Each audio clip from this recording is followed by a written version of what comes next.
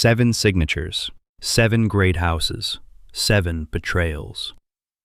10 years ago, he was poisoned at his own coronation. Now he has awakened in the body of a dying scribe and remembers every name of those who signed the decree of his death. The first thing he feels is the taste of mercury on his tongue. Bitter, metallic. You can't mistake it. Someone has been poisoning this body methodically, for months. Choi Doyun opens his eyes and sees a low ceiling made of blackened wood, a cheap inn, the middle of nowhere. He looks at his hands and doesn't recognize them, slender fingers stained with ink. He clenches his fist and can barely manage it. His body is weak. His lungs burn with every breath.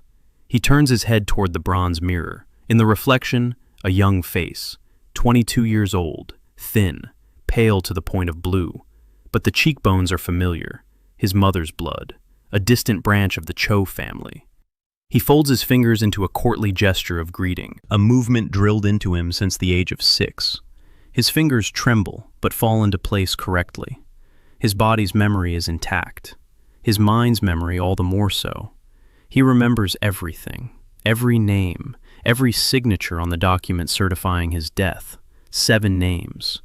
10 years ago, he was poisoned on the eve of his accession to the throne. He ruled for 2 years.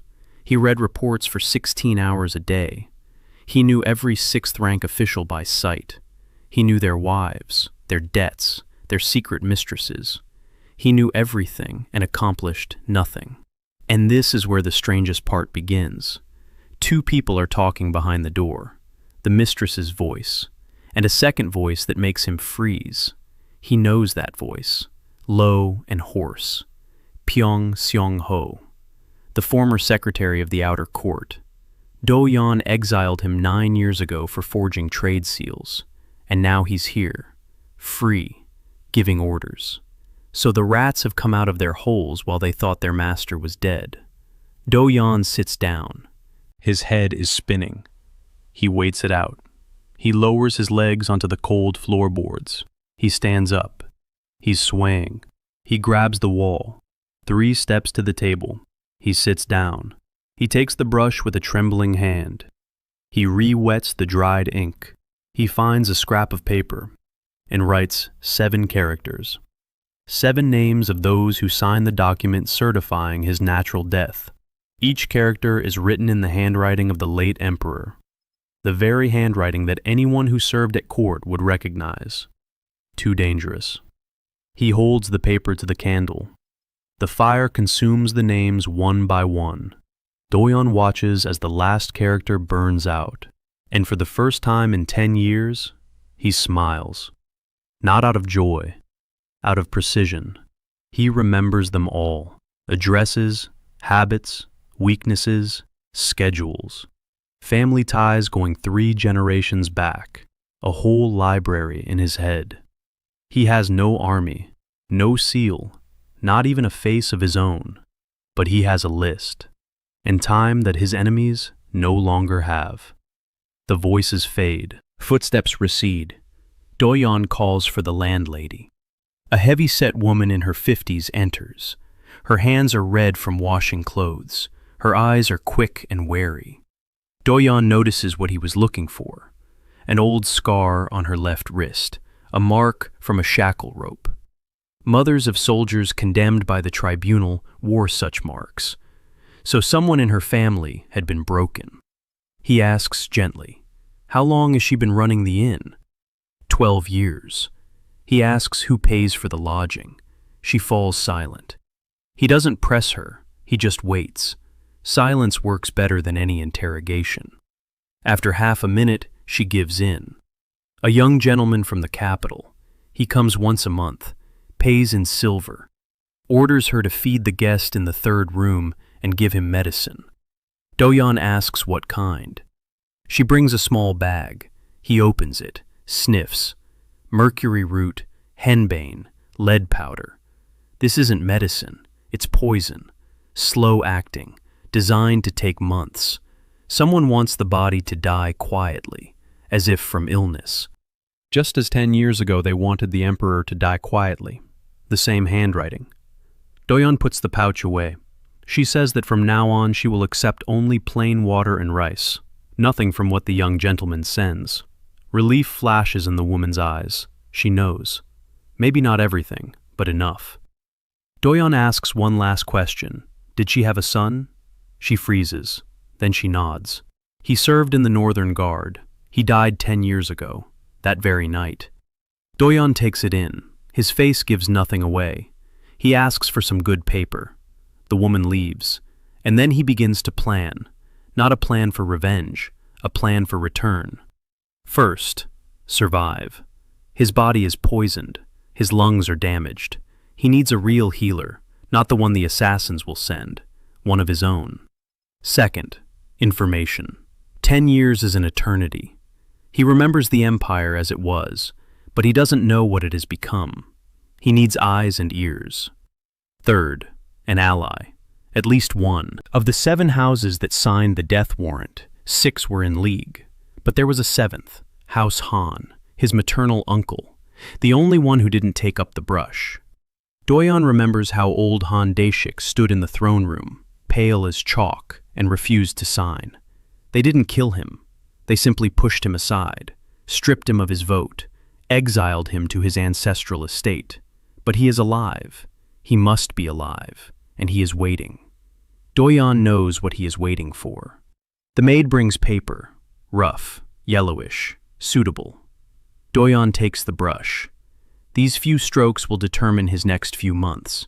He writes a short letter to the head of the Han house, in that very imperial handwriting that no living person in the Hwasong Empire can forge, because he wasn't taught.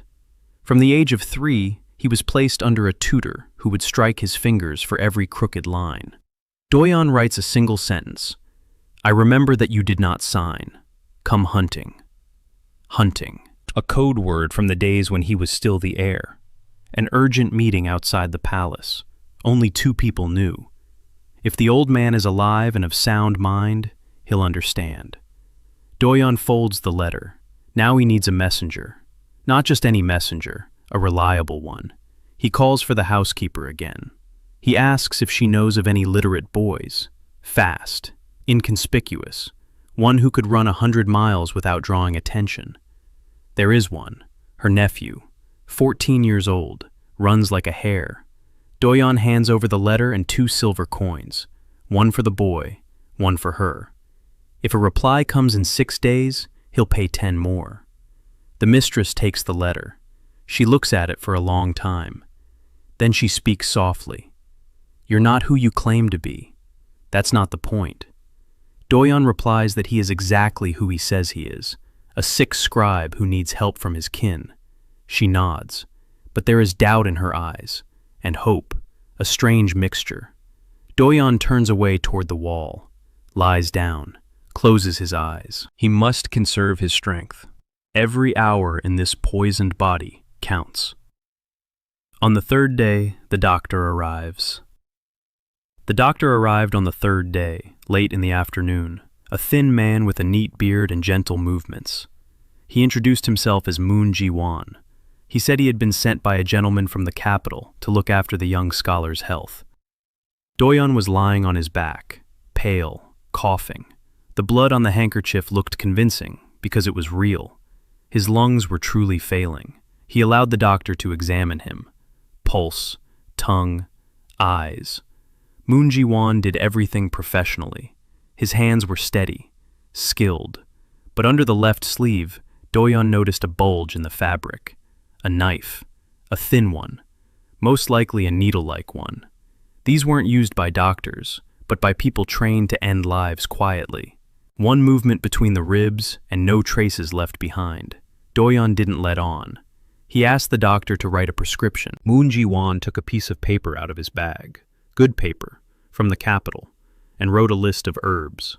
Doyun wasn't reading the herbs. He was reading the handwriting, the pressure of the brush, the angle of the stroke, the habit of placing the dot above the 3rd character slightly to the left of the norm. He knew that hand, not personally, but from documents.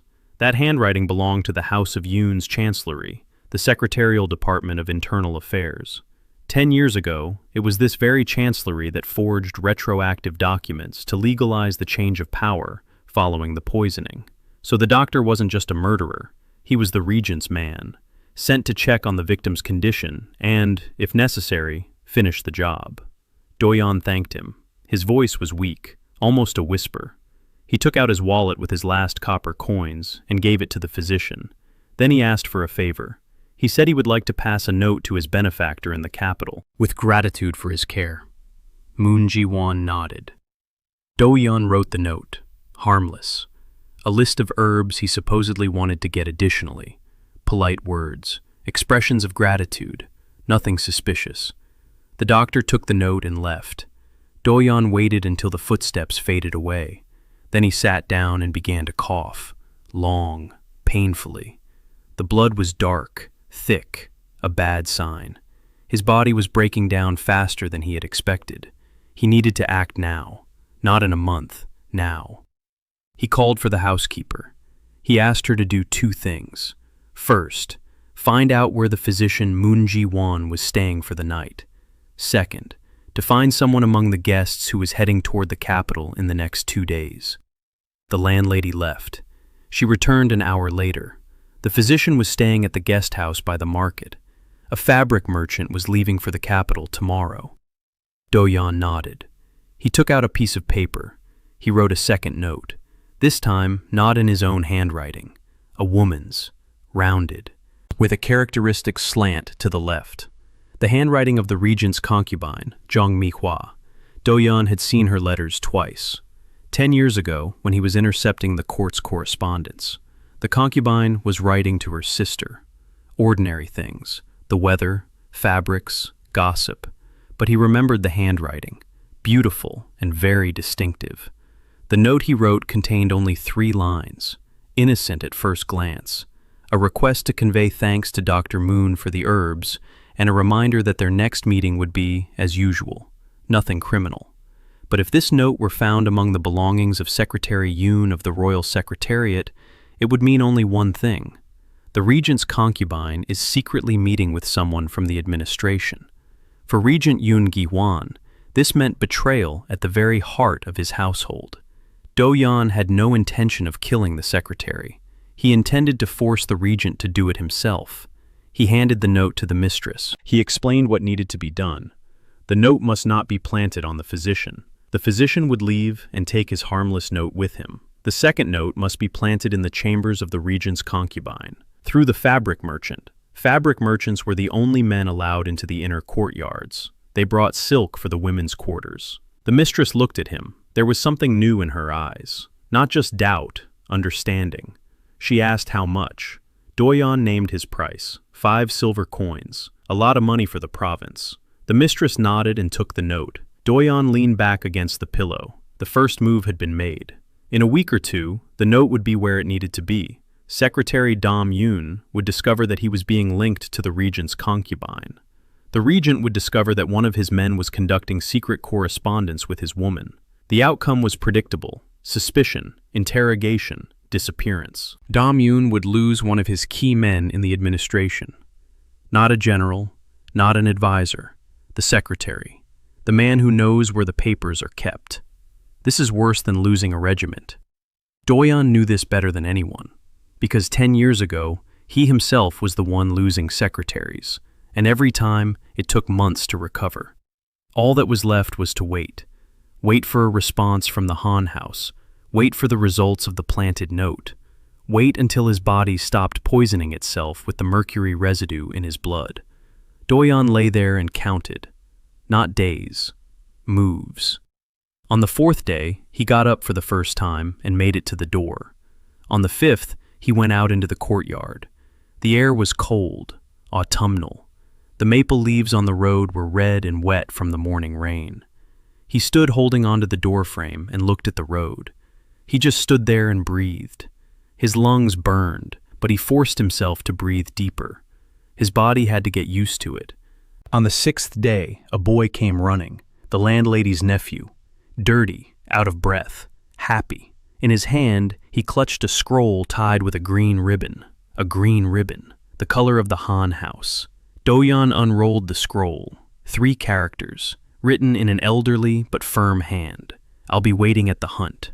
Han Dae-sik was alive, and he understood. Doyun read the 3 characters again. He felt the paper. Thick, expensive, with the Han clan's watermark. Genuine, not a fake. He burned the scroll. He looked at the boy. He gave him a silver coin. The boy's eyes widened. He had never seen so much money. Doyun told him to remember one thing, not to tell anyone where he had run or from whom he had brought the letter. The boy nodded, ran off. Doyun returned to the room, sat down at the table. Now he had to figure out how to get to the Han family estate. 120 li to the northwest, 3 days on foot. In his condition, 5 or 6. It would be faster on horseback, but he had no horse and no money for one. And most importantly, the road passed through Mirian County, the territory of the bakehouse, one of the 7. To travel openly meant getting caught. Doyun thought for an hour. Then he called the landlady. He asked if caravans passed through their yard. She said that once every 10 days a caravan carrying coal from the northern mines passed through. The next one was in 2 days. It was heading northwest toward the city of Cheongju. It was almost perfect. Cheongju was 30 li from the Han estate. Doyun asked to be placed on the convoy, as a sick relative of the driver. The landlady looked at him. Then she said the driver was her cousin, and that she would speak with him. Doyun thanked her. That evening, he sat by the window and gazed at the moon, a crescent, the 3rd day of the month. The full moon was 10 days away. He remembered that on the full moon, the regent held the council of the 7 houses, tradition. So in 10 days, all 7 names on his list would be in the same hall. It was useless knowledge. For now. But Doyun never discarded useless knowledge. He put it on a shelf. Sooner or later, every fact found its place. He lay down, closed his eyes. Tomorrow he needed to gather his strength. The day after tomorrow, the road. For the first time in 10 years, he was moving not through emptiness, but toward a goal. The caravan set out at dawn, 4 carts loaded with coal, 2 horses for each. The driver turned out to be a large, silent man named Tae-san-wol, the landlady's cousin. He looked at Doyun and asked nothing. He simply nodded toward the rear wagon. There, among the sacks of coal, a spot had been made. A blanket, a jug of water, flatbreads. Doyun climbed up and lay down. His body ached with every movement. The road had been washed out by the autumn rains, and the cart shook so hard his teeth chattered. Doyun endured it. He knew how to endure. 10 years in a grave teach you patience. The first day passed without incident. The caravan moved slowly, 15 li a day perhaps. They stopped twice, to water the horses, to stretch their legs. Doyun didn't get out. He lay there and listened. The carters were talking among themselves, the usual things, grain prices. Taxes had doubled over the past year. Fortresses were burning again in the north. Barbarians had crossed the Hamgyong Pass and burned 3 villages. The army wasn't moving. The generals were more interested in who would get a new appointment at court than who would defend the border. Doyun listened and memorized. Every word fit into the picture. The Hwasan Empire was falling apart, slowly but surely. The treasury was empty. The army was demoralized. The people were starving. The regent was spending money on banquets and poetry contests at court. Classic. Doyun had seen this 10 years ago. Back then, he had tried to stop the process, through reforms, decrees, nightly council meetings. He was poisoned in his 2nd year of rule, precisely because the reforms threatened the interests of the 7 houses. Now, everything had only gotten worse. On the 2nd day, the caravan passed through a small town, the county seat of Mirian, territory of House Paik. Doyun pulled the blanket over his head and didn't move. Through a gap in the fabric, he could see the street, gray, dirty. The shops were half empty, people in tattered clothes. At the intersection stood a soldier in the colors of House Paik, a yellow patch on his sleeve. The soldier was young and bored. He lazily checked the merchant's papers and yawned every other word. The convoy drove past without stopping. They didn't check the coal carts. Too dirty a job. Doyun exhaled. During the evening rest stop, he spoke to the cart driver for the first time. He asked how things were in Cheongju. Tae-san-wol chewed on a blade of grass, and said they were bad. The new county magistrate appointed by the House of Yun had imposed a triple tax on the artisans. Half the workshops had closed. The blacksmiths had gone north to the barbarians. Yes, to the barbarians, because the barbarians pay, but the empire does not. Doyun remembered that too. Blacksmiths who had gone over to the enemy. That meant the barbarians now had imperial weapons. Bad. Very bad. On the third day it started to rain. Cold. Autumn rain. Endless. Doyun was soaked to the bone. His cough grew worse. By evening, he could no longer sit and lay curled up on the sacks. Tae-san-wool silently took off his outer cloak and draped it over him. The coarse wool smelled of horse sweat and coal. Doyun thanked him. The driver nodded. They weren't friends, but on the road people help each other without saying a word. By the end of the third day, the caravan stopped for the night at a roadside inn. Doyun couldn't walk. Tae-san-wool carried him in his arms like a child. He laid him on a bench by the hearth. He brought hot broth. Doyun drank it and fell asleep. He without dreams. He woke up in the night from the cold. The fire in the hearth had burned out. The inn was dark and empty. Only the snoring of the cart drivers from the far corner. Doyun lay there and thought. His body was failing him. 3 days on the road, and he was already on the brink. 2 more days to Cheongju, then 30 ri to the Han estate. Would he make it, or would his body give out first? He clenched his fists. His fingers trembled. No, he wouldn't die here, not on a dirty bench in a roadside inn. He had died once before, on silk pillows, in the throne room, surrounded by traitors. That was enough. He would die a second time only when he himself decided, and not before every one of the 7 names had been crossed out. On the 4th day, the rain stopped. The road dried up. The caravan picked up speed, 20 miles a day perhaps. Doyun felt a little better. The broth had helped. The warmth of the hearth had restored some of his strength overnight. He even sat up and looked at the road. The landscape was changing. The plain gave way to hills. The forests grew denser. The road began to climb. These were the foothills of the northwestern province, the lands of the House of Khan. Doyun recognized the area. In his past life, he had been here twice, hunting with his uncle. Back then, he was the heir, young, strong, riding on horseback and laughing. Now he lay on a coal cart, coughing up blood. But the road was the same hills, the same pine trees, the same stones by the roadside with the Han clan's hieroglyphs carved into them. Boundary markers. That meant they were already on the house's lands. On the 5th day, the convoy reached Cheongju, a small town in a valley between 2 hills. Tiled roofs, smoke from chimneys, the market square. Tae-san-wool stopped the convoy at the gate and turned to Doyun. He said that he was heading to the market, while the young master was apparently going the other way. Doyun thanked him. He gave him his last silver coin. The cart driver took it. He turned it over in his fingers. He looked at Doyun with a long gaze. Then he said that if the young master needed to go to the Han estate, it was 30 li north on the main road. But it was better not to take the main road. Better through the forest on the hunting trail. 20 li, and no one would see him. Doyun asked how he knew he needed to go to the Han estate. Tae-san-wool shrugged. He said the young master had been talking in his sleep for 4 nights, the same word over and over. Hunt. Doyun said nothing. Talking in his sleep, a weakness of the body he couldn't control. Dangerous. He had to remember. He thanked the driver and stepped down from the cart. His legs held him up. Barely, but they held him up. He headed north, through the forest, along a hunting trail. The forest was old, pine trees 3 arms width around. The trail was narrow and overgrown, but still visible. A hunting trail. So people had walked it.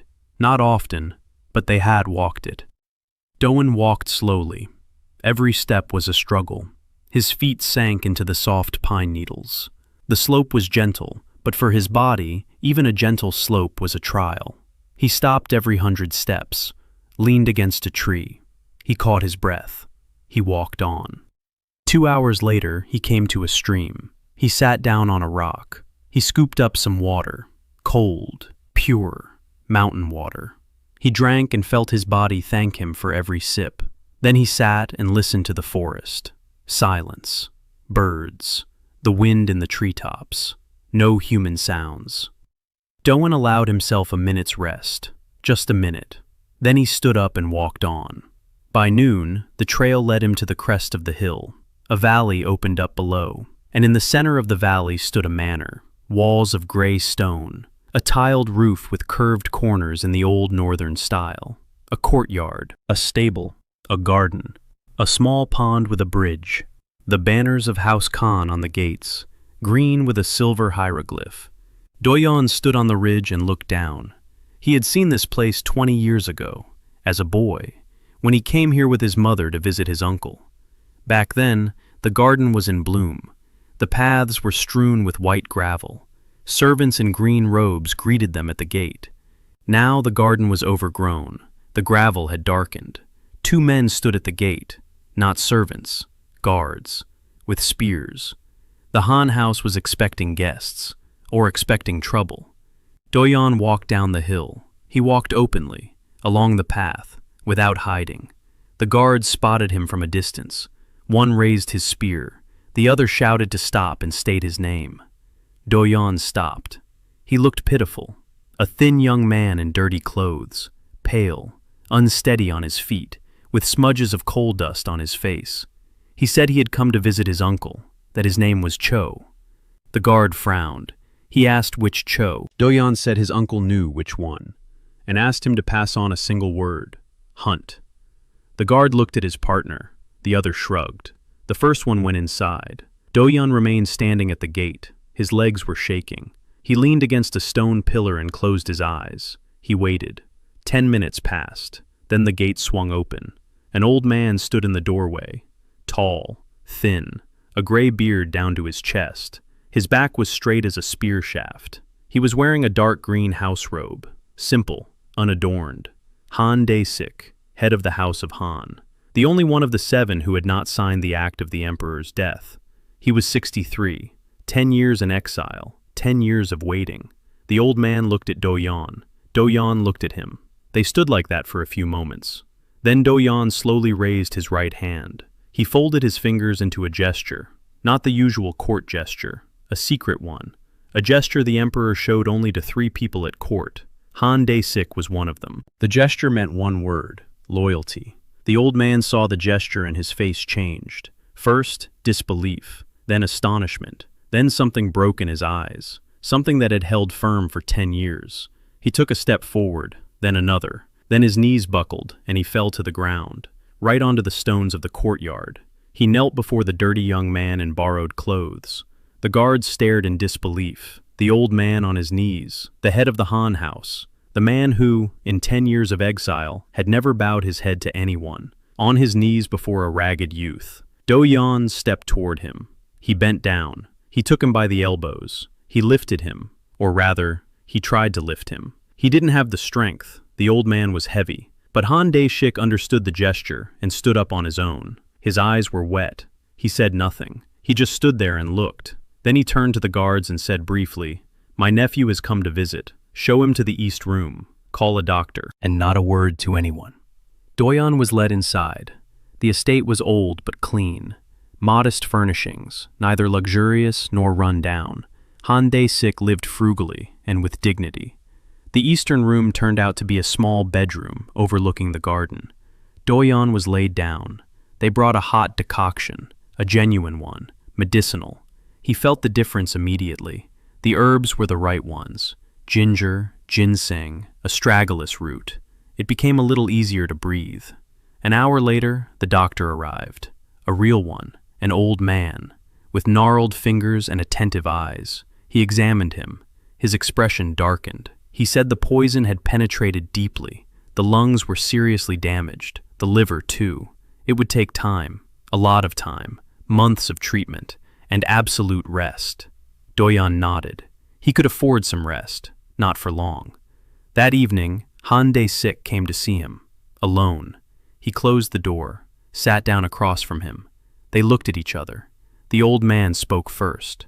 He said he'd been waiting 10 years, that every morning he'd wake up thinking the news would come today, or tomorrow.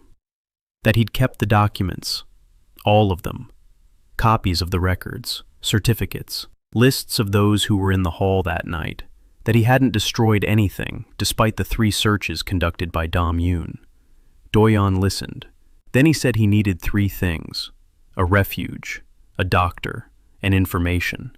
Everything that had happened over the past 10 years, every appointment, every decree, every death, every marriage, every debt. Han Dae-sik nodded. He said he had an archive, and there were 3 people he trusted: a servant, a secretary, and a state manager.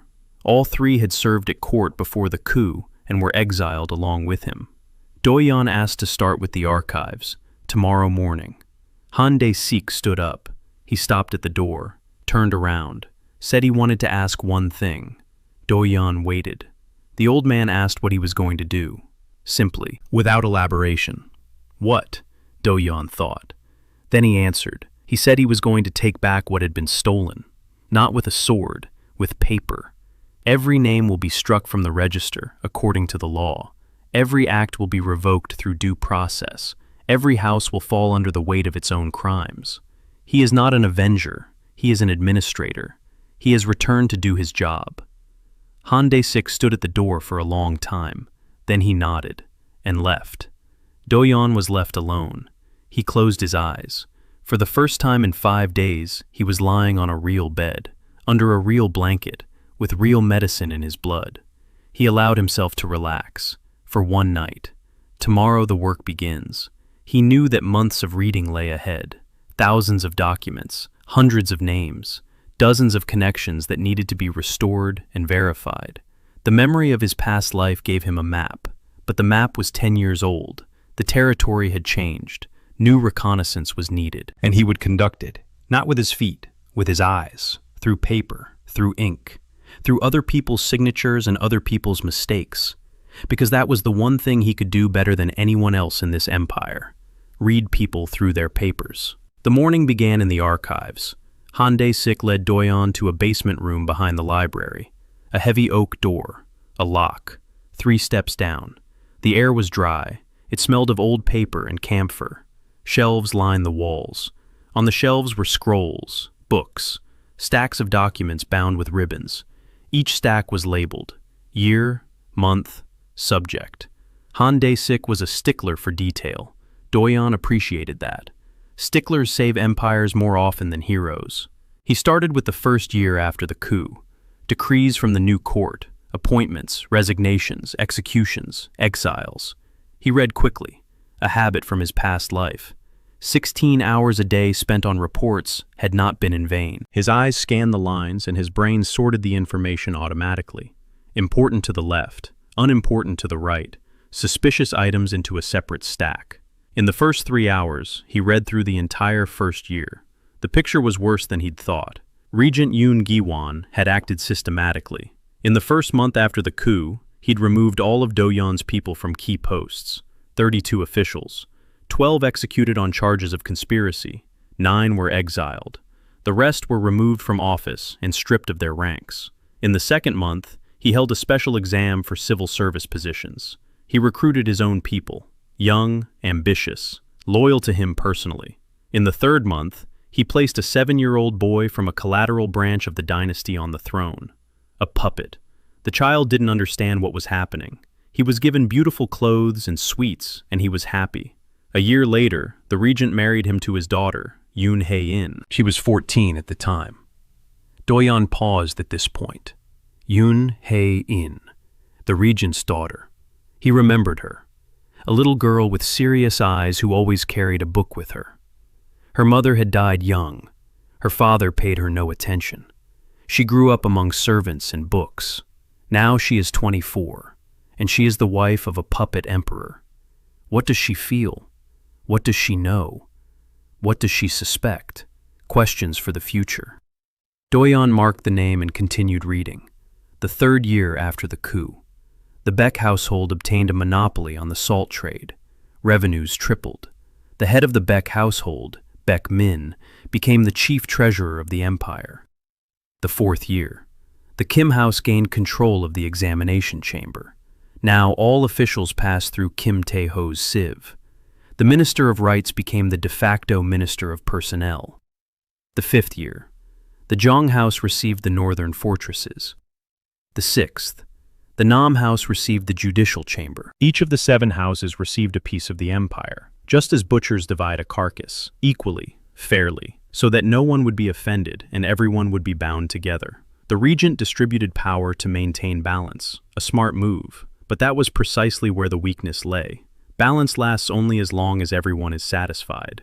If one house gains more than the others, the system will collapse. Doyun saw this immediately and began looking for cracks. He found one in the 7th year. The Park House and the Jong House quarreled over borderlands. The dispute escalated into a legal battle. Judge Nam ruled in favor of the Jong House. The Park House harbored a grudge, a small crack, but enough. Doyun took note. Next. The 8th year.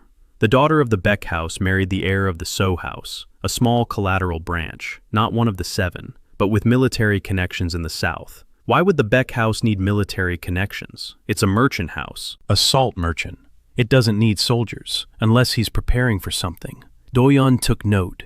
The 9th year. Mass executions in the capital. The regent uncovered a conspiracy, or created the appearance of one. 17 executed. Among them were 2 former officers of the Northern Guard, the very same one commanded by So Yeon-hwa. So the general's wife is still a threat to the regent, so she's alive. And that means the regent can't get to her. Otherwise, why kill her people instead of her? Doyun stopped. So Yeon-hwa. He remembered her. A tall woman with a scar across her eyebrow. The commander of his personal guard. She wasn't at the palace that night. He himself had sent her to the border. An order. She followed the order and thereby saved her own life, but not his. Where was she now? Doyun turned to Han Dae-sik, who was sitting quietly in the corner, waiting. He asked if he knew anything about General So. The old man nodded. He said she lived in a mountain estate 2 days' journey to the east, officially retired.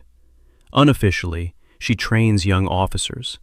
Every morning she practices with a sword, alone. She turned down 3 offers to return to service under the new court. Assassins were sent to her twice. Both times the assassins did not return. Doyun allowed himself a smirk. So Yeon-hwa, just as she was before. He asked if he could send her a message.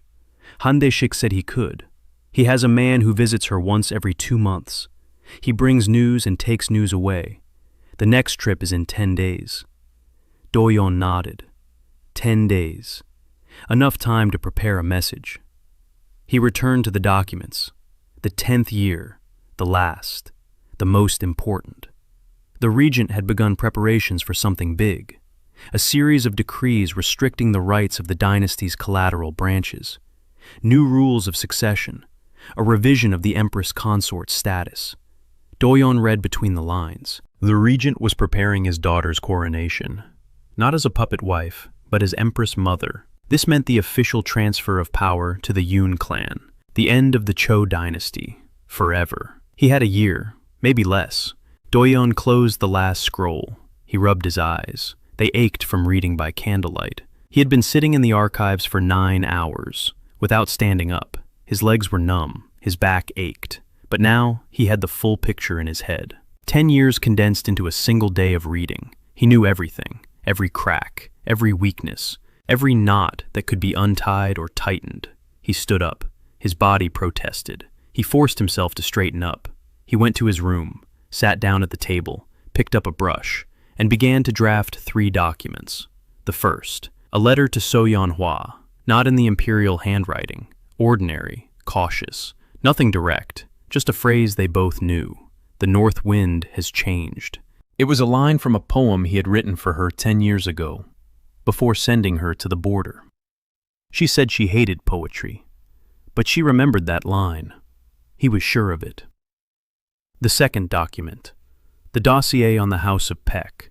Systematic, business transactions, tax violations, marital alliances, military ties. Doyun was piecing together the chain. The House of Peck was first on his list not because it was the most guilty, but because he was the most vulnerable. The head of the House of Pak, Min, had a weakness. Women. Specifically, one woman, a concubine from the House of Zhong, a secret affair that lasted 3 years before the coup. Doyun knew about it because his spies had reported it as early as the first year of his reign. He hadn't used that information then. He'd considered it trivial. Now that trifle had become a weapon.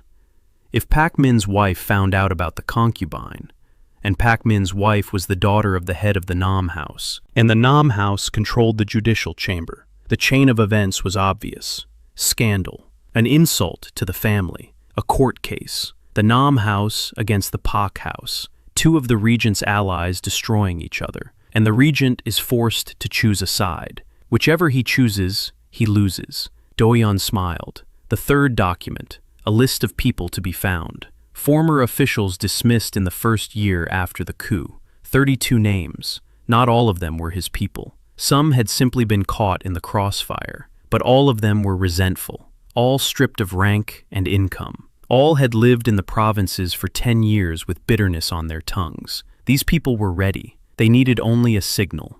Doyun finished the third document. He set down his brush. He looked out the window.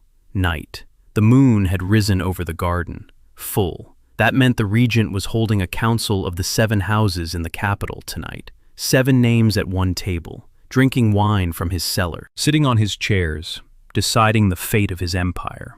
Doyun gazed at the moon. He thought of So Yeon-hwa, who was probably looking at that same moon right now.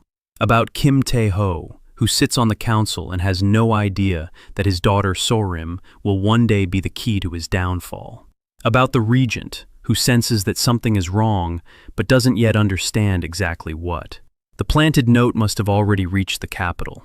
In a week or 2, the secretary of the Yoon House will vanish into the dungeons of his own master. The first domino. Doyun turned away from the window. He lay down. He closed his eyes. His body ached. His lungs wheezed. But inside, for the first time in 10 years, something other than anger was burning. Direction. 10 days passed in silence. Doyun read. He ate. He took his medicine. He slept. He read again. The doctor came twice a day. He inserted needles. He gave him bitter decoctions. His body recovered slowly. The cough became less frequent, but did not disappear. His lungs still wheezed at night. His hands stopped trembling on the 4th day. On the 6th, he was able to walk through the garden without stopping. On the 8th, he wrote 10 pages in a row without making a single mistake in a single character. His handwriting had returned. Precise, sharp, imperial. He hid it. He wrote in the usual student style in front of his servants. He only used his true handwriting when alone.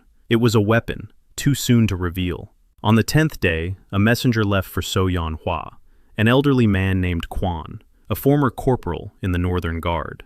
He limped on his left leg, a wound from the border. Doyun him, Kwon Chang-min. He had served in the 3rd Detachment. He had distinguished himself during the defense of the Hamgyong Pass 12 years ago. Doyun remembered his name from the lists of awards.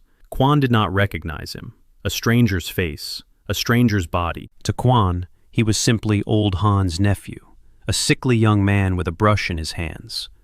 Doyun gave him a letter for the general's wife, sealed with wax, no impression. Kwon took it and left.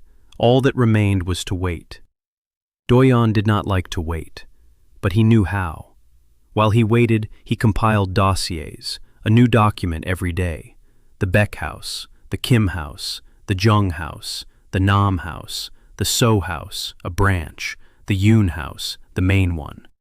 Each house like a mechanism, gears, levers, weak links. Doyun laid them out on paper, not a map, a list. Name, position, connections, debts, fears. A short note next to each name. Use, observe, destroy. Han Dae-sik came every evening. He brought tea. He sat across from him. They talked. The old man told him things not found in the documents. Rumors, gossip. Who was quarreling with whom? Who was cheating on whom? Who was drinking? Who was gambling? The living fabric of the court that you couldn't read in the edicts. Doyun absorbed it all. On the 12th day, the first incident occurred. Han Dae-sik arrived in the morning, earlier than usual. His face was gray. He said he had received news from the capital. Secretary of the office of the House of Yun had been arrested on suspicion of a secret affair with the regent's concubine, interrogated in the dungeons of the House of Yun, executed that very night. His body burned. Doyun listened with a blank expression. Inside, he was calculating. The note had reached him. The regent had seen it. The regent had believed it. The regent had killed his own man. One letter written in a stranger's handwriting, and one secretary was dead. The domino had fallen. But this was only the beginning. The secretary's death meant chaos in the House of Yun's chancellery. Documents without an owner, archives in disarray. Someone would be appointed to replace him. A new person, inexperienced, unaware of where anything was kept. It would take months to sort it all out. And during those months, the House of Yun would be blind. The regent had gouged out his own eye. Perfect. Doyun asked Han Tae-sik if anyone in the capital knew where the note had come from. The old man shook his head. No one. The concubine was interrogated. She swore she didn't know any secretary. They didn't believe her. She was transferred to the inner quarters under guard. The regent now suspects his own people, not an external enemy, an internal one. That was exactly what was needed. When a spider starts eating its own web, the web tears itself apart. On the 14th day, Kwon returned, without a letter, with a verbal reply. So Manhwa asked him to convey 3 words. I hear the wind, I wait. Doyun closed her eyes. She understood. She recognized the line. She believed it, or at least allowed for the possibility. That was enough. He asked Han Tae-sik to pass on an invitation to the general's wife, to visit her uncle, just to visit, an old family friend, nothing suspicious. Manhwa used to visit Han once a year, a tradition. Let her come now. Han Tae-sik nodded. He sent Kwon back with the invitation.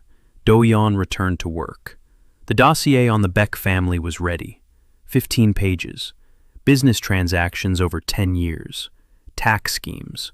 A salt monopoly obtained through a bribe of 3,000 liang to the head of the finance chamber. A secret concubine from the Jeong house. A daughter married off to a military officer from the So house, a collateral branch. Iron smuggling through the southern port. And most importantly, debt. The Baek house owed the treasury 20,000 liang in unpaid trade duties over 10 years. The regent turned a blind eye to this in exchange for loyalty. But the documents existed. They lay in the archives of the Finance Bureau, waiting for their moment. Doyun knew the numbers of these documents. He remembered them from his past life.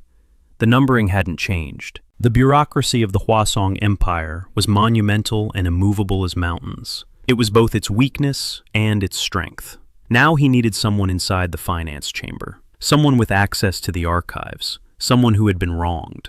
Doyun opened his list of 32 dismissed officials. He found a name, Won Jun-ho, a former archivist of the Treasury, removed in the 3rd year after the coup for refusing to sign a false balance sheet, exiled to his home village, a 3-day journey from Cheongju.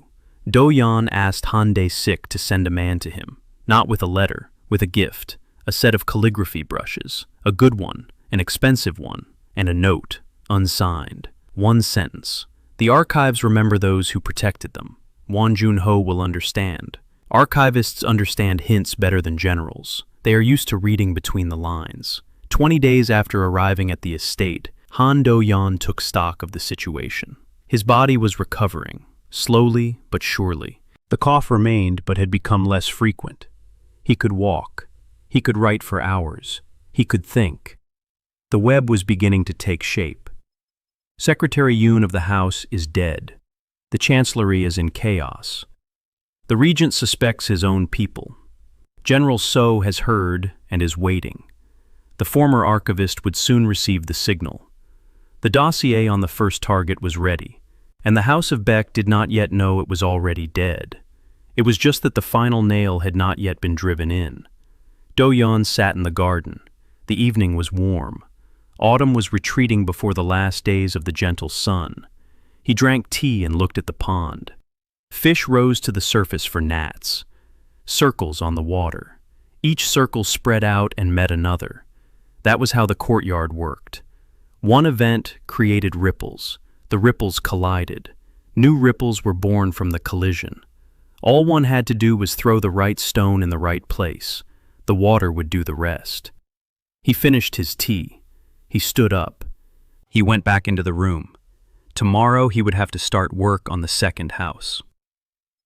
Kim Tae-ho, Minister of Rights, head of the examination hall, father of a girl named Sorim, the most cautious of the seven, and therefore the most dangerous. So Manhwa arrived on the 26th day, on horseback, alone, without servants or guards, wearing gray traveling clothes, a sword at her belt. Her hair was tied in a bun. The scar across her left eyebrow had faded with age, but had not disappeared. She was 31 years old.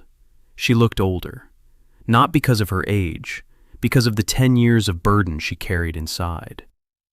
Do-yeon watched from the window of the eastern room. She dismounted in the courtyard. She stroked the horse's neck. She looked at the house. Han Dae-sik met her at the porch. They exchanged bows. The old man led her inside.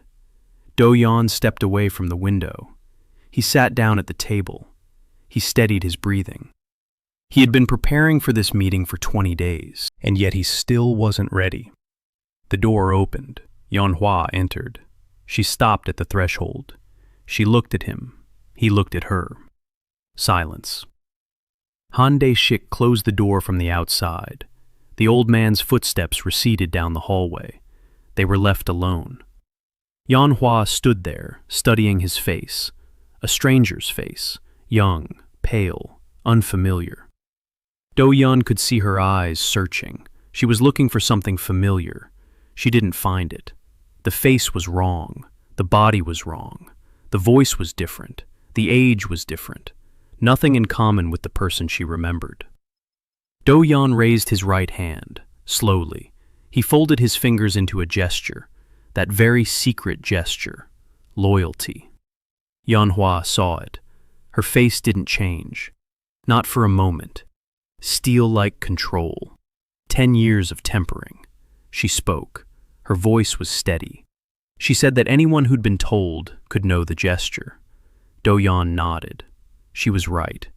A single gesture wasn't enough. He said that the night before he was sent to the border, she'd come to his office. It was late, the third watch.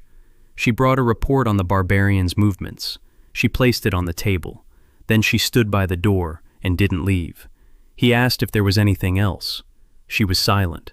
He realized she wanted to say something not as a general, but as a person. But she couldn't. She didn't know how. Then he stood up from the table. He walked over to her and said 3 words. "Come back to me alive." Not an order, a request.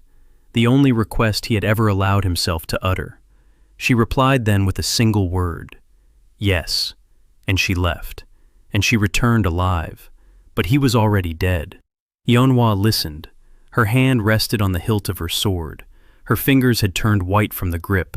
Her face remained unchanged. But Do-yeon saw it. A micro-movement of the muscle beneath her left eye. She was holding on, with her last ounce of strength. He continued. He said he knew what she had been thinking every day for 10 years. What if she had stayed? What if she hadn't followed orders? What if she had been there that night? He said it wasn't her fault, that he had given the order, that the responsibility was his, that she had done the only thing a soldier could do, obeyed. Manhwa stood motionless. Then her hand slipped from the sword. It fell to her side. Then her shoulders trembled. Just once. She didn't cry. She just stood there, breathing, heavily, like after a battle. Do-yeon waited. He didn't move. He didn't approach her. He gave her space. A minute later, she raised her head. She looked at him and slowly nodded. A single movement. Yes, it's you. They talked for 3 hours. Do-yeon told her everything. Waking up at the inn, the poison, the killer doctor, the note, the journey by wagon, the Han estate, the archives. 10 years condensed into a stack of documents. Secretary Yoon of the house is already dead. The dossier on the House of Baek. The plan. Manhwa listened in silence. She didn't interrupt. When he finished, she asked one question. She said he had no army, no sword, no power. She asked how he planned to defeat the 7 who had all of that. Doyun answered. He said the regent's army wasn't his, but borrowed. Swords can be turned against them. Power can be undermined. He didn't need to defeat all 7 at once. He needed them to defeat each other. She nodded. She thought for a moment. Then she said she had 27 men, former officers of the Northern Guard, young, trained, loyal to her personally, not to the regent, not to the houses, to her. She had trained them for 10 years, just in case, just in case. Doyun looked at her. 27 men, not enough for an army, but enough for security, for reconnaissance, for quick operations. He said he would accept them, but not now. It's too soon. While he is a shadow doesn't need swords. Swords will be needed when the shadow becomes a man, when he steps into the light. Manhwa nodded. She understood the strategy. She was a general. She knew that patience kills more surely than a blade. That evening, they sat in the garden, in silence, drinking tea. Manhwa gazed at the mountains. Doyun looked at her. He saw the scar across her brow and the new lines around her eyes. He saw the strength in her shoulders and the weariness in her back. For 10 years, she had carried a guilt that did not belong to her. He promised himself he would take that guilt away, not with words, with action. Later, when the time came. Manhwa left the next morning. At the gate, she stopped her horse. She turned around. She said one sentence. "The Northern Guard awaits orders." She turned and rode off. Doyun stood at the gate and watched her go until the dust settled on the road. The second month. Doyun worked. His body grew stronger. His cough went from constant to occasional. He could walk for an hour without stopping. He could climb the hill behind the estate and come back down without gasping for breath. The doctor said the poison was leaving his system. Slowly, but it was leaving. His liver was recovering. His lungs were not. They would remain damaged forever. Doyun accepted this. He didn't need his lungs for what he was planning to do. He needed his head and his hands. Both were working.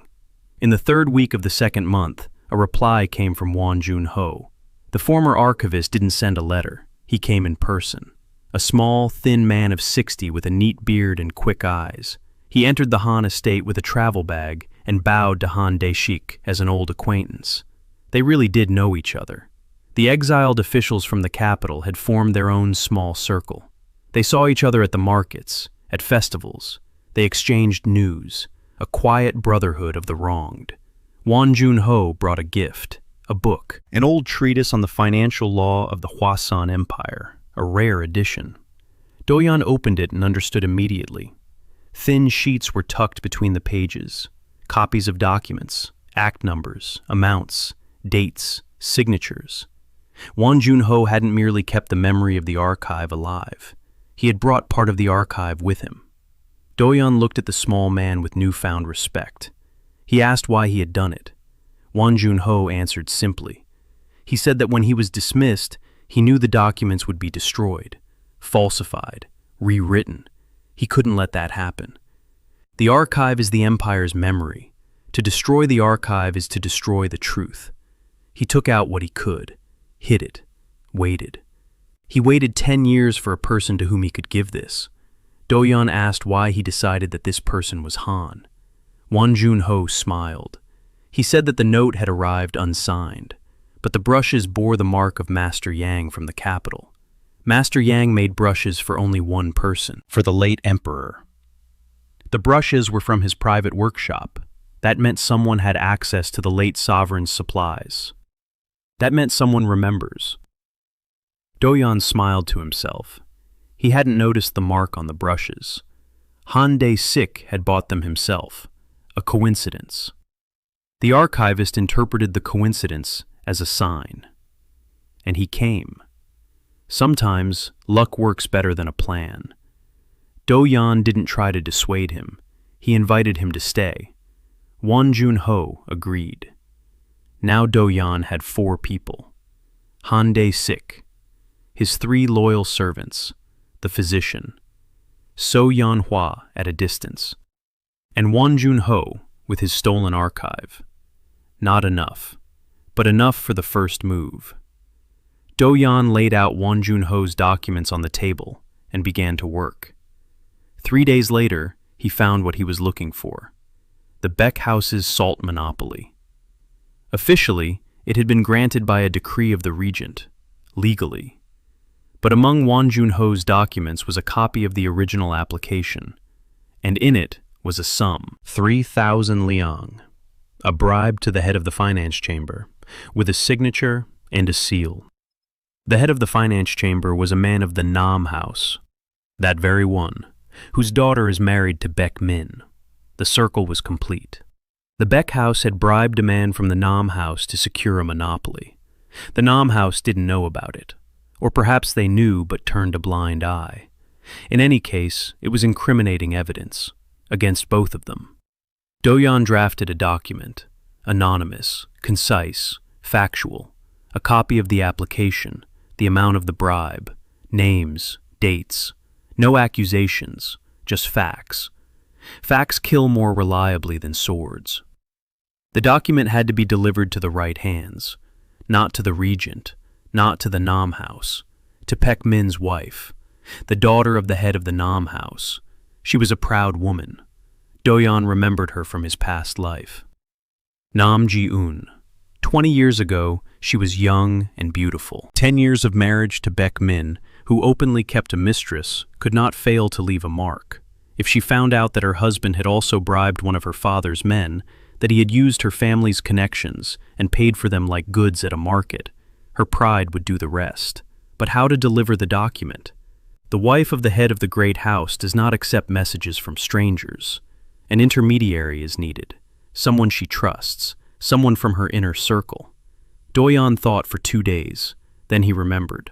Nam Ji-eun had a wet nurse, an old woman named Oh Boon-sim. She lived at the Beck House as a widow. The wet nurse knew all her mistress's secrets, and her mistress trusted her unconditionally. He had to find Oh Boon-sim.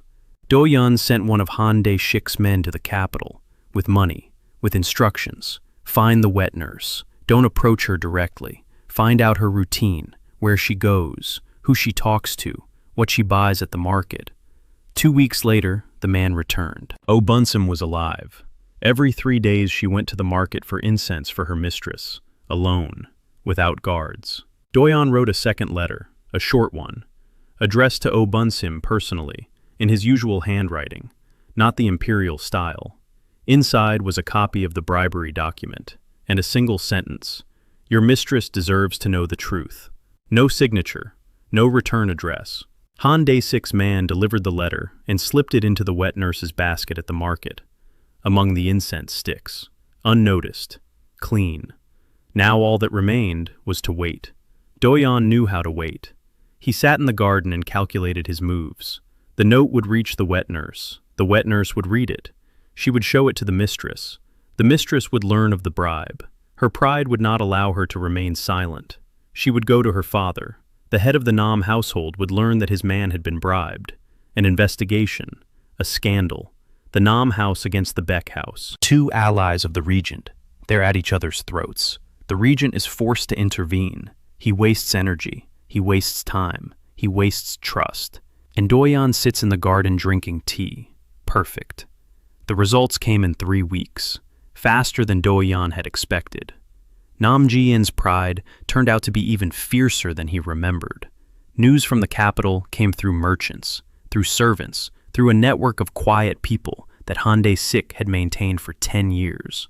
The picture came together piece by piece, like a mosaic. Nam Ji-eun didn't go to her father. She did worse. She caused a scene at the Beck family dinner, in front of her relatives, in front of the servants, in front of 2 guests from the capital. She threw a document on the table in front of her husband and demanded an explanation.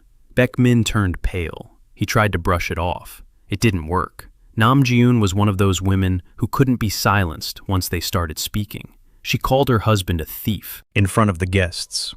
The word had been spoken. In the Hwasun Empire, that word carried the weight of a stone. Thief. It was not an insult one could simply swallow. It was an accusation demanding a response. By law.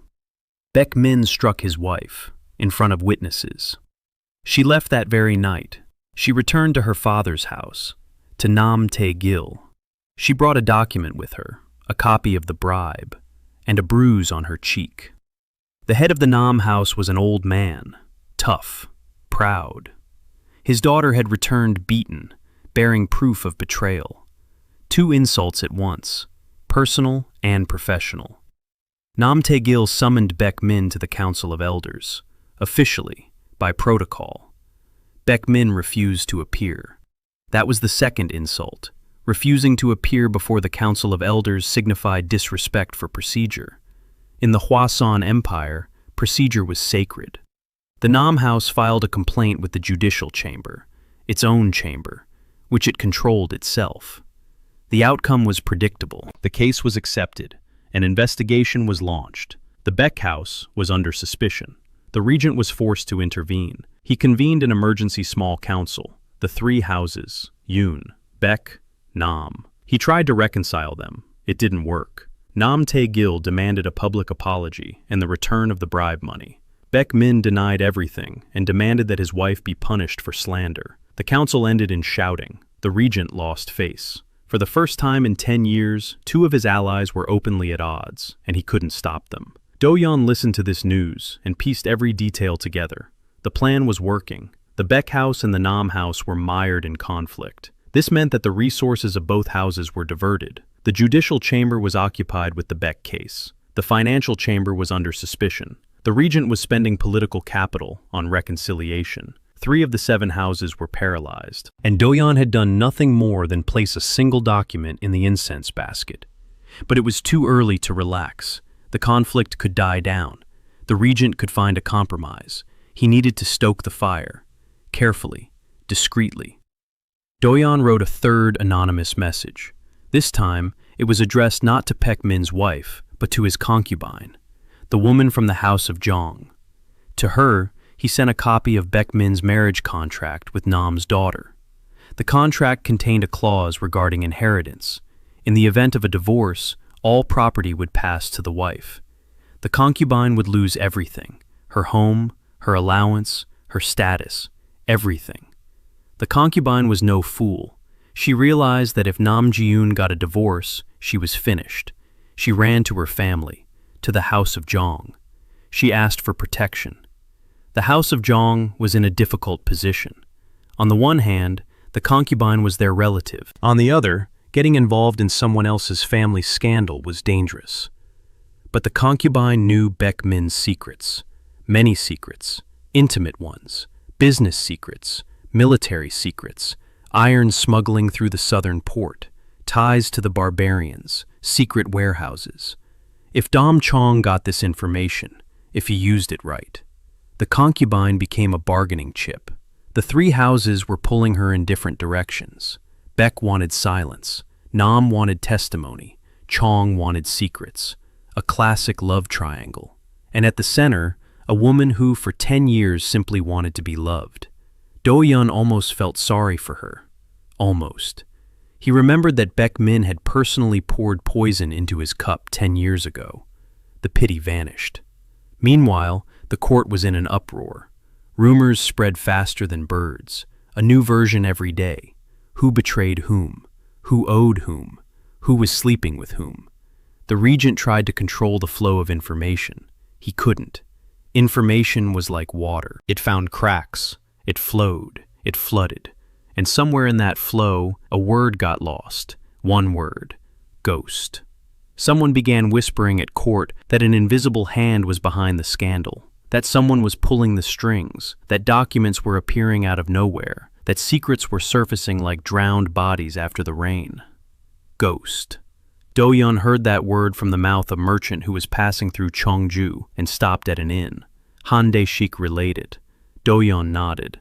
The word was dangerous, but useful. Let them whisper. Let them fear. Faceless fear is more terrifying than any enemy with a sword. The end of the 3rd month. Doyun took stock. The Baek house was cracking. The conflict with the Nam house was deepening. The Jong house was getting drawn in. 3 out of 7. The regent was losing control. The Yoon house's office was still in chaos following the secretary's death. The court whispered about the ghost.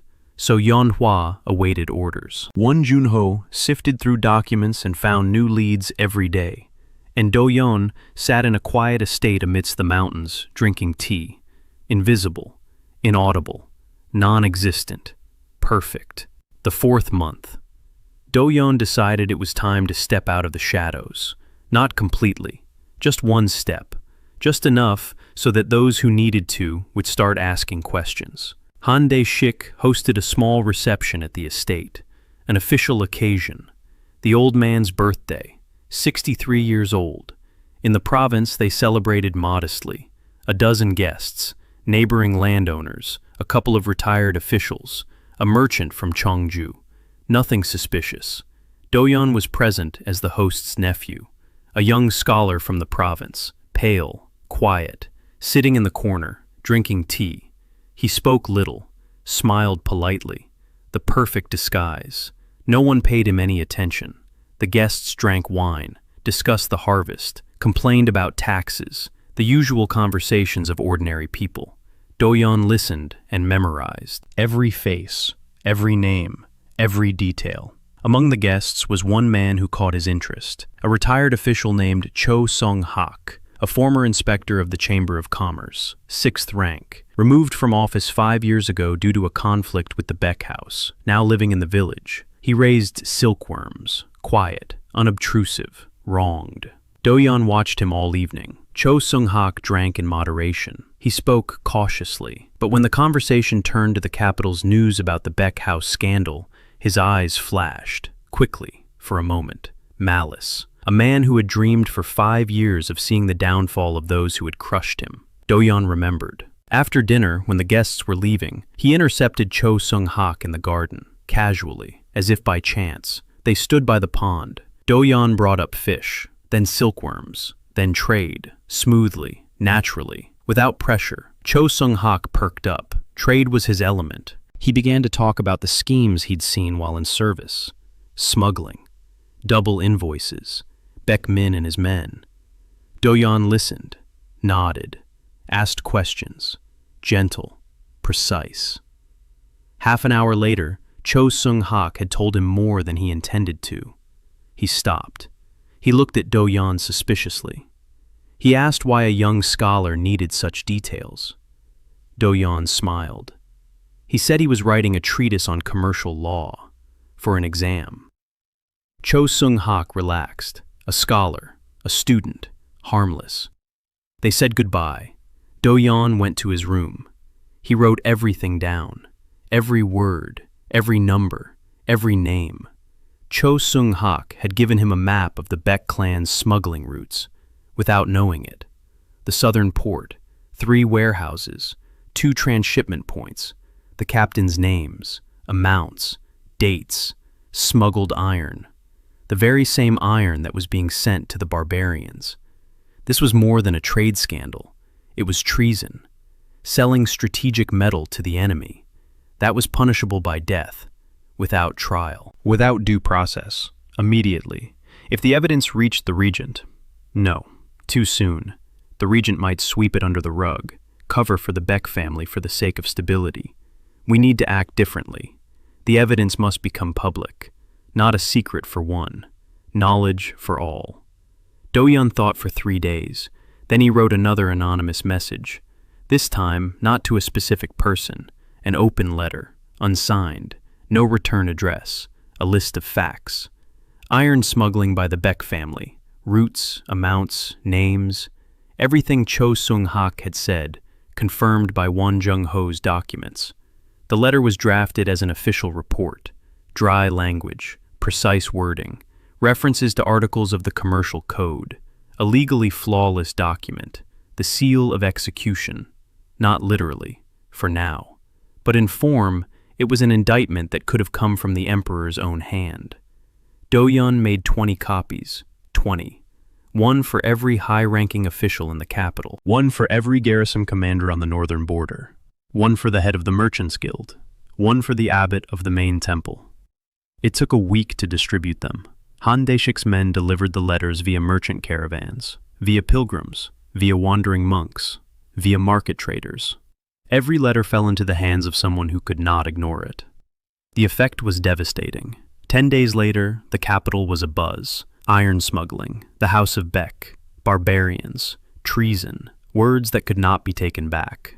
The regent was forced to respond, publicly. He could not sweep it under the rug. Too many people knew. Too many copies had been distributed. The Council of the Seven Houses convened an emergency meeting. Baek Min appeared before the council. He denied everything. He shouted. He accused his enemies of slander. But the documents were accurate. The document numbers matched. The dates matched. The amounts matched. The regent was pale.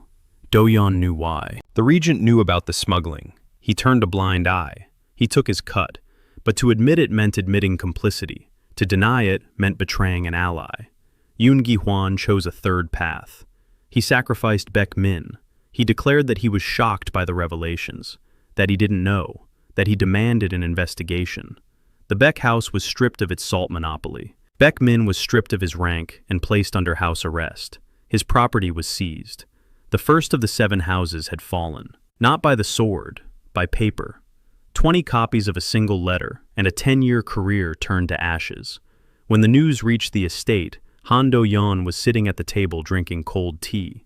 Han Dae-sik stood in the doorway with a letter from a merchant in the capital. The old man's hands were trembling. He read the news aloud. Do-yeon listened. He nodded.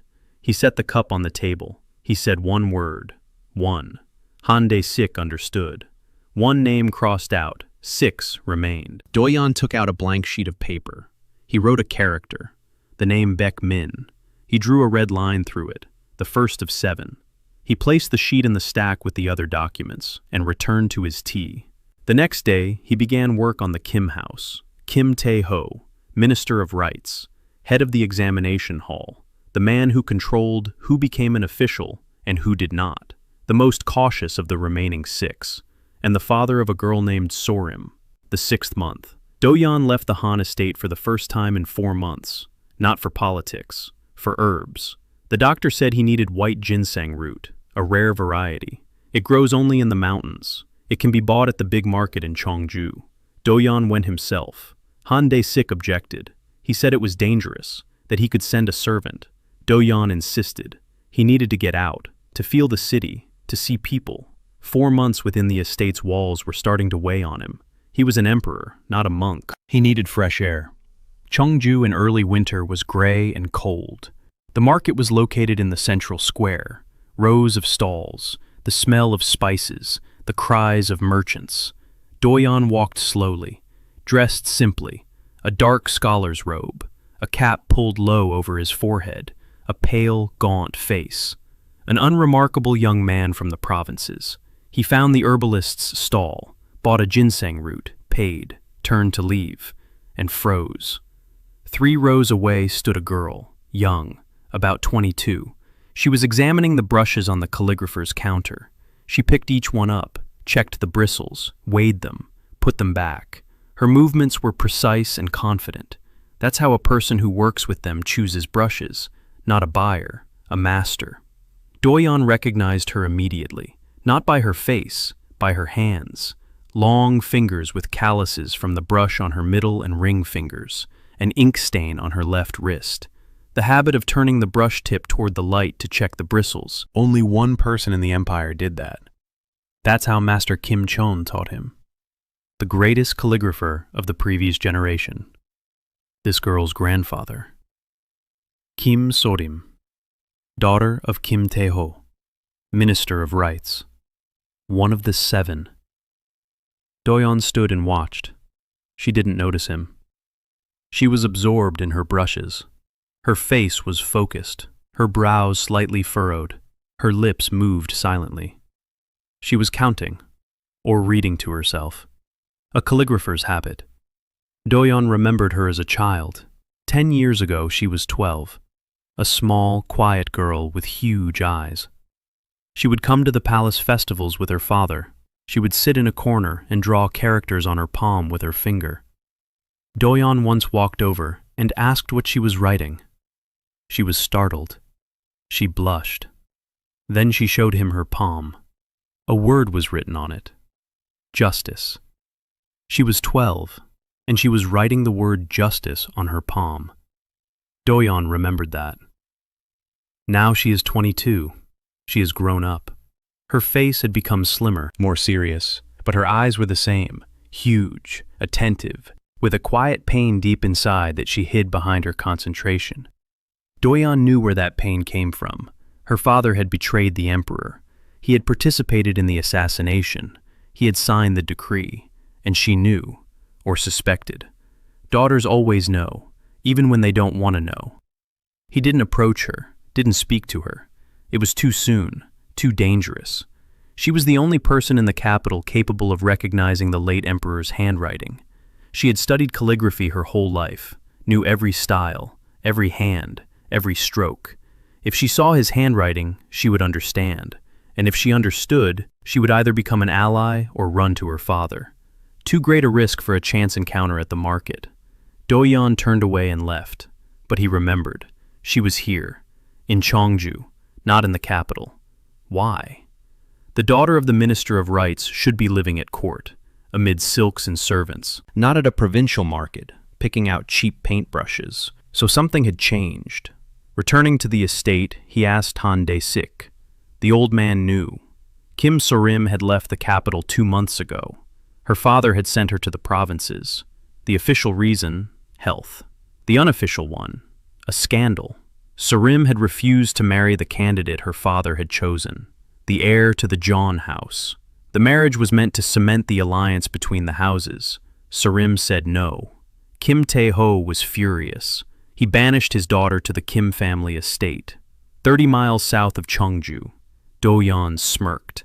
So-rim was stubborn, just like her grandfather, Master Kim Chon, who refused to forge documents for the court and was destroyed for it by his own son.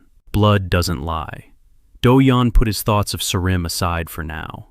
It was too early, but the seed had fallen into the ground. He returned to his work on the Kim house. Kim Tae-ho was cautious.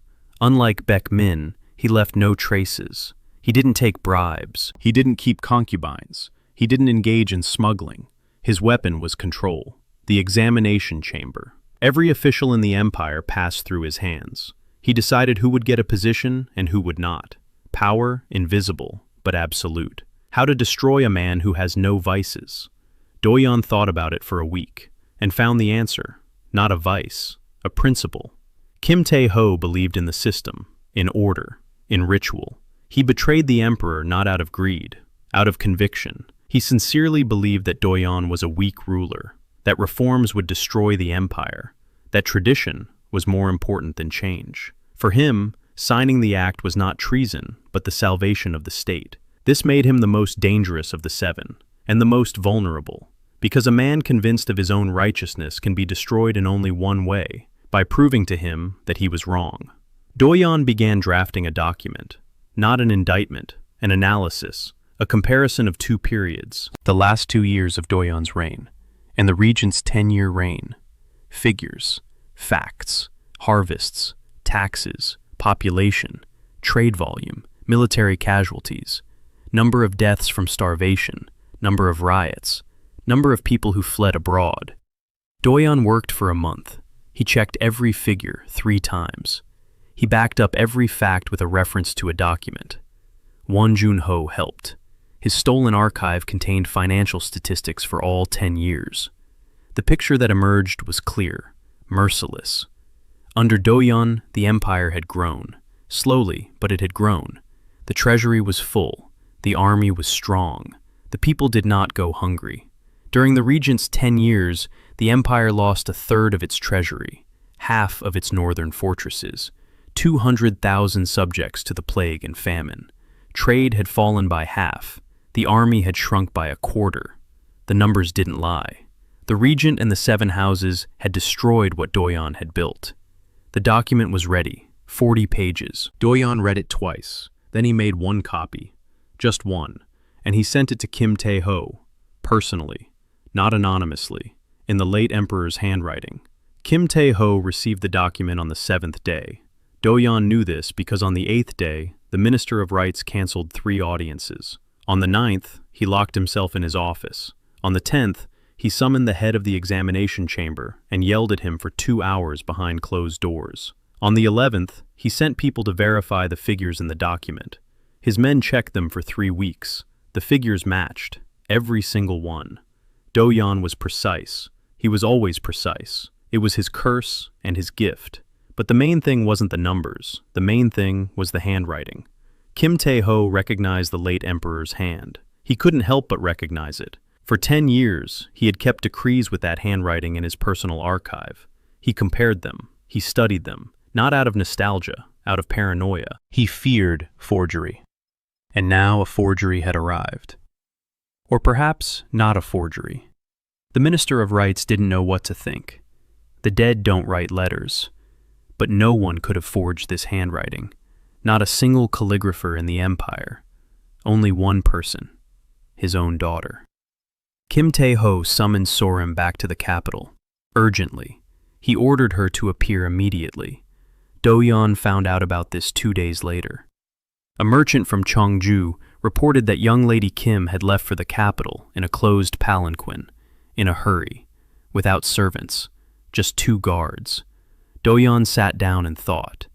Kim Tae-ho had summoned his daughter to verify the handwriting. That made sense. She was the only expert he trusted. If she confirmed its authenticity, Kim Tae-ho would face a choice. Either someone had flawlessly forged the late emperor's handwriting, or the late emperor isn't quite dead. The first option is frightening. The second is deadly.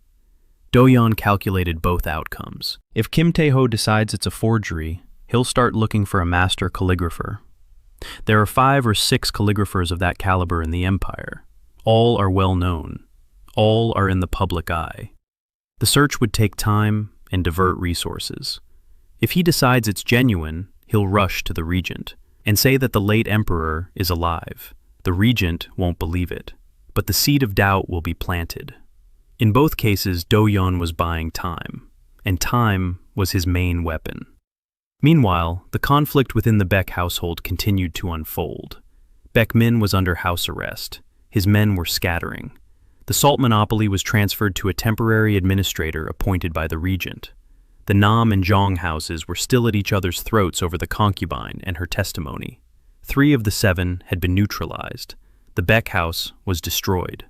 The Nam and Zhang houses were bogged down in mutual accusations. 4 remained. Yoon, Kim, Domso was a side branch. And a dark horse, the House of Moon, the quietest of the 7. The head of the House of Moon, Hyun Jin, had not appeared at court for 10 years. He lived in the capital but kept a low profile. He had signed the act but had not participated in a single decision of the regent since then, as if he wanted to be forgotten. Doyun hadn't forgotten. In the 7th month, he received 2 pieces of news at once. The first, Han Jia, a mercenary informant. Doyun had heard about her from Won Jun-ho, a woman who sold information to all sides at once. She spoke 7 dialects. She wore men's clothing. She drank like an officer. She knew the capital like the back of her hand. Every alleyway, every guard, every rat in the sewer. Doyun asked Han Dae-shik to find a way to approach her. The old man shook his head. He said that Han Jia didn't work on referrals. She chose her own clients. You had to go to her in person, with money, and with an interesting offer. Boring clients didn't interest her, even for triple the price. Doyun nodded. Got it. It's too early. Second piece of news. The regent has started a purge. 12 arrests in the capital over the past week. All those arrested were former officials from Doyun's time. Those very 32 names from his list. The regent was looking for the source of the leaks. He didn't know who was behind the incriminating documents. He didn't know where the letters were coming from. He was striking at random, at old enemies. Doyun clenched his teeth. 12 people, innocent people, arrested because of his actions. He knew it would be this way, knew it when he started. Every move had a price.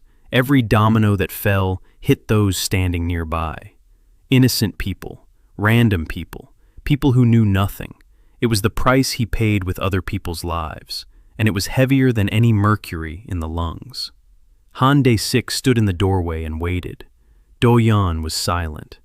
Then he said he needed the names of those arrested, all 12, and that he needed to know which of them were still alive. The old man nodded and left. Doyun was left alone. He sat down at the table, closed his eyes, counted. 12 people. At least 4 of them had nothing to do with his plans, just former officials, just people with the wrong past. The regent was striking out indiscriminately, without precision, without discrimination, like a caged beast. This meant the regent was getting nervous, losing control. He was starting to make mistakes. Mass arrests of innocent people would create a wave of fear and discontent. Officials who had remained silent until now would begin to fear, and frightened officials start to flee or betray. The regent himself was opening doors that Doyun could not have opened alone, but 12 people in prison. Doyun placed his brush on the table. He stood up. He walked over to the window. Snow. The first snow of this winter. White flakes fell onto the black branches of the trees in the garden. Quiet, beautiful, indifferent. The snow didn't care who was in prison. Doyun did. He returned to the table. He wrote 2 letters. The first was for Manhwa, a short one. He asked her people to find out the conditions of the detainees, and whether it was possible to send them food and warm clothes. Not to free them, not yet, just to help them survive. The second letter was for a man he hadn't met yet, Han Ja. He wrote on plain paper, in his usual handwriting, 1 sentence, "I need eyes in the capital for a year. I'll pay in advance." And he put a gold coin in the envelope. 1. Not 10, not 100. 1. Enough to pique interest, too little to be an insult. The mercenary would have to come for the rest in person, and a personal meeting was exactly what he needed. He sealed the envelope and handed it to Han Dae-sik. He told him to pass it on through a trusted person in the capital, to find Han Jia and hand it to her personally, only into her hands. The old man took the envelope and left. Doyun sat by the window and watched the snow. He counted the losses. He calculated his moves. The 8th month lay ahead. Time was speeding up. The regent was preparing his daughter's coronation. Doyun was preparing his return, and between them, 12 people in prison. Han Jia came herself, not in a month, in 9 days. She appeared at the Han estate at night, uninvited, without warning. She climbed over the wall, bypassing the guards, and sat down in the kitchen. She waited. In the morning, the cook found a strange woman in men's clothing who was drinking his rice wine from a clay cup and playing with a knife. A commotion arose. The guards rushed in. Han Jia didn't budge. She finished her wine. She looked at the spears pointed at her face, and she said she wanted to see the person who sent the gold coin. Because the person who sent 1 coin instead of 10 is either an idiot or a genius, and she was curious which of the 2 it was. Doyun was woken up. He got dressed. He came into the kitchen. He saw her. Han Jia, 26 years old, short, muscular, short dark hair, tanned face, eyes as quick as a cat's, 2 knives on her belt, a cord with a copper coin around her neck, a talisman. She looked at him. He looked at her. Guards stood around them with spears. Doyun asked everyone to leave. Han Dae-sik began to object. Doyun repeated himself. He asked. He didn't order. Everyone left. They were alone. Han Jia took a sip of wine. She said the young gentleman was either brave or foolish, to stay alone with a mercenary who had 2 knives. Doyun sat across from her. He said she wouldn't kill him, not because she couldn't, because it wouldn't be profitable. A dead client doesn't pay, and he'd offered a year's work, up front. That's more interesting than a single corpse. She smirked. She asked what he wanted. Doyun told the truth, not the whole truth, just enough. He said he needed eyes and ears in the capital. Who's meeting with whom? Who's saying what? Where the money flows? Where the letters go? especially the letters from the House of Yun, especially the regent's movements. Hanja raised an eyebrow. She said that keeping tabs on the regent was expensive, very expensive. People who kept tabs on the regent had a tendency to lose their heads, literally. Doyun named his price, 30 gold coins a year, 3 coins a month, up front. She whistled. That was a lot of money, a great deal. 30 gold coins could buy a house in the capital. She asked where a pale scribe from the provinces had gotten 30 gold coins. Doyun replied that it was none of her business. Her concern was accuracy. His concern was payment. Loyalty wasn't part of the contract. He said so outright. He said he didn't need her loyalty. Loyalty can't be bought. It can only be earned. And he intends to earn it. But that takes time. For now, he only needs accuracy. Facts, names, dates, addresses. Hanjia finished her wine. She set down the cup. She thought. Then she said she would take the contract, but on one condition. If another client offered more for his head, she would go to him and tell him, give him a chance to outbid the price. Nothing more. That was her rule. She didn't betray those who paid in advance, but she doesn't guarantee eternal silence. Doyun agreed. It was fair, fairer than most contracts at court. He handed her a pouch containing 15 gold pieces, half for 6 months, the other half later.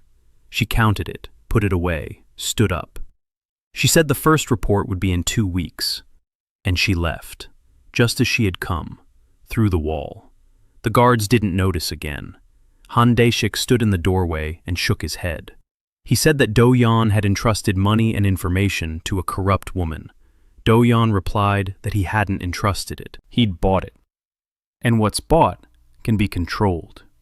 As long as he paid the most, she would work for him. And he could pay the most. The Han family's money. Han Daeshik had been saving for 10 years. He'd scrimped and saved. He'd invested. The old man was rich. Not lavish, but enough. Enough to finance a small, quiet war. Hanjia's first report arrived in 12 days, not 2 weeks. She worked quickly. The report contained 3 pages of fine handwriting. The regent's movements over 10 days. Meetings, guests, routes, times. Details that only someone with eyes inside the palace could know. Doyun read and nodded. Hanjia was reliable. Every fact verified, every detail in place. Among other things, one fact made him pause. The regent had visited the palace sanctuary 3 times in 10 days. At night, secretly. The palace sanctuary, the place where the imperial seal was kept. The regent was looking for something, or checking something, or sensing something. Doyun closed his eyes. The seal. That very one. The one that brought him back. The one that waited for his return. The one that remembered the 7 names. He pushed the thought away. Too soon. Business first. Secrets later. The 9th month. The 1st year. Doyun stood before the mirror. He had changed. His face was still pale, but not deathly so. His body was thin, but not frail. His hands had stopped trembling a month ago. The cough remained. It would never go away. But it had become familiar, like a scar, a part of his body, a part of his life. In 9 months, he had done the following. The Beck house was destroyed. The Nam house and the Zhang house were mired in conflict. Kim Tae-ho received the analytical report and fell silent. He didn't go to the regent. He didn't raise the alarm. He remained silent. For 2 months. This meant the report had hit its mark. The Minister of Rights read and reread the figures that proved he had betrayed a good ruler for the sake of a bad one. And he couldn't admit it to himself. Not yet. So Yunhua was training 27 people in the mountains. She was preparing them. She was waiting. Won Junho continued to sift through the archives. Every week he found a new document, a new fact, new evidence. Hanja sent reports every 10 days, precise, dry, valuable. The regent grew increasingly nervous. The purges continued. 8 more arrests. The court was in fear. Officials were afraid to speak to one another, afraid to write letters, afraid even to remain silent, because silence, too, aroused suspicion. Fear paralyzed the system, exactly what was needed. Doyun was ready for the next step, a small gathering, not at the Han estate, in Cheongju, at a tea house. Han Dae-sik had arranged it, an innocent pretext, a gathering of poetry lovers, the provincial intelligentsia, retired scholars, local intellectuals, about 20 people. Doyun was present as Han's nephew. He sat, he listened to poetry, he drank tea. Among the guests were 3 from his list of 32, former officials, exiles, the aggrieved. He spoke with each one, privately, quietly, not about politics, about the past, about service, about what it's like when you're 60 and you know your life has been stolen. Each of the 3 reacted differently. The first cried, the second was angry. The third remained silent and looked at Doyun with a long gaze. The third was the most valuable, Moon Hyun-jae, the former head of the Imperial Court's courier service, the man through whose hands all the Empire's correspondence passed. He knew the routes, he knew the passwords, he knew the system. Moon Hyun-jae looked at Doyun and said quietly that the young gentleman was asking questions to which he shouldn't know the answers. Doyun replied that he knew more answers than questions. Moon Hyun-jae was silent for a moment. Then he said that if the young master ever wanted to send a letter that no one would intercept, the courier system of the 4th province was still in operation, using the old codes, because no one had bothered to change them in 10 years. Doyun remembered. The 4th province, the old codes, that meant a direct line to the capital, bypassing all checks, bypassing all spies, straight to the palace. He thanked Moon Hyun-jae. The man nodded and left, not a word more. People of this generation understood each other without unnecessary words. That night, Doyun didn't sleep. He sat at the table and wrote a list of moves for the next 3 months, point by point. The Kim house. Break Kim Tae-ho's silence. Turn him from an enemy into a neutral observer. Don't ask for betrayal. Ask for silence. That is enough. The Moon house. The dark horse. Find out what the head of the house knows, what he wants, what he fears. Han Jia will handle it. The Yoon house. The main one. The last one. The regent. He cannot be destroyed from the outside, only from within. And the key to that walks through the palace in plain clothes, copying medical treatises. Yoon Hae-in, the regent's daughter, the puppet's wife, the girl with the book. Doyun wrote a 4th letter, not addressed to her, addressed to her sick maid, via the 4th province channel. The letter contained a prescription, a rare medicine for lung disease. Doyun knew about the sick maid from Han Jia. He knew which treatise Yoon Hae-in was transcribing this week. He knew which medicine she was looking for and couldn't find. He included the prescription in the letter, and a postscript, a quote from that very treatise, page 47, line 3, the very one she had been reading today. She'll understand. She'll understand that someone knows her, knows what she's reading, what she's looking for, what she's thinking about. Not a spy, not an enemy, someone who sees her, for real. The letter was sent. Doyun leaned back in his chair. He closed his eyes. He thought of Yoon Hae-in, the daughter of the man who killed him, the girl who, in her youth, had secretly adored the late emperor through his portraits, who was now married to a puppet and lived in a gilded cage. He thought of Sorim, the daughter of another traitor, the calligrapher who had written the word justice on her palm. He thought of Yanhua, who had borne someone else's guilt for 10 years, of Jia, whom no one ever hired for long, of Min-su, the daughter of his late teacher, whom he had not yet found, but would find. 5 women, 5 keys to 5 locks, and the 6th, Choi Doyun, the shaman of the palace sanctuary, keeper of the seal's secret. She was still far away, but she was already waiting. He could feel it, like the rumble of a low note on the edge of hearing. The seal was calling. Doyun turned away from the table, lay down, closed his eyes. Tomorrow. Everything tomorrow. Year 2, Month 4. The small throne room of the palace. Doyun stood at the entrance and looked at the doors. Tall, red, with golden hieroglyphs. The last time he had seen these doors was 10 years ago, when he walked out of them, alive, for a few hours. Now he stood in a borrowed court robe, without a crown, without a sword, without insignia of rank, just a man, thin, pale, with a cough that would never go away. In his hand he held a scroll, one. It had taken a year to reach this moment, a year of plans, a year of letters, a year of paper blades. After the 9th month, events accelerated. Kim Tae-ho fell silent for good. He didn't show up for 3 consecutive house councils. He called in sick. The regent sent a doctor. Kim Tae-ho sent the doctor back. He wasn't sick, he was broken. The numbers had killed his faith. 40 pages of evidence that he had betrayed the right person for the wrong one. He did not become Doyun's ally, but he ceased to be an enemy. He became a void, a hole in the wall that the regent couldn't patch up. Han Jia worked flawlessly for the first 6 months, 12 reports, each more valuable than the last. She found what Doyun was looking for, evidence that the regent was personally present during the poisoning. The testimony of the servant who administered the poison and who had lived under a false name in a port. Han Jia tracked him down in 3 weeks.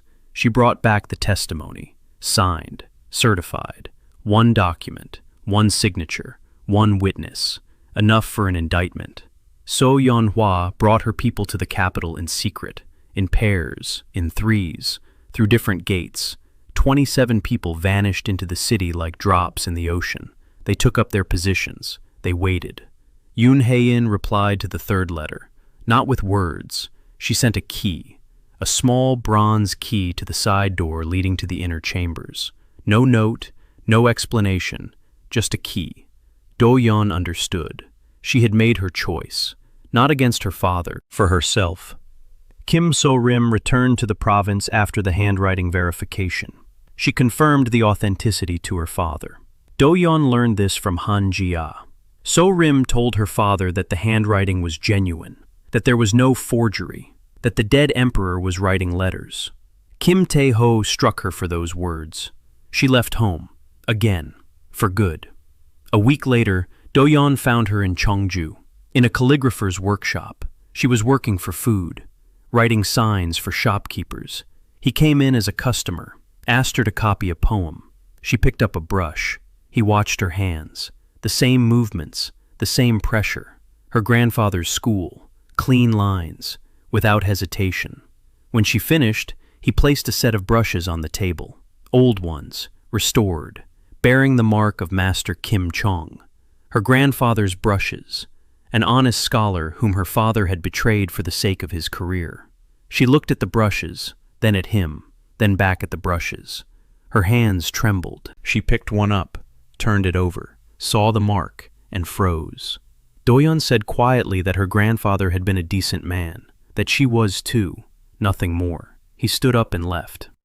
3 days later, she went to the Han estate on her own. She stood at the gate and waited. Doyun came out. She looked at him for a long time. Then she said she knew who he was, that the handwriting in the letter to her father was real, that she had lied to her father when she said she confirmed its authenticity. In fact, she had told the truth, but her father heard what he wanted to hear.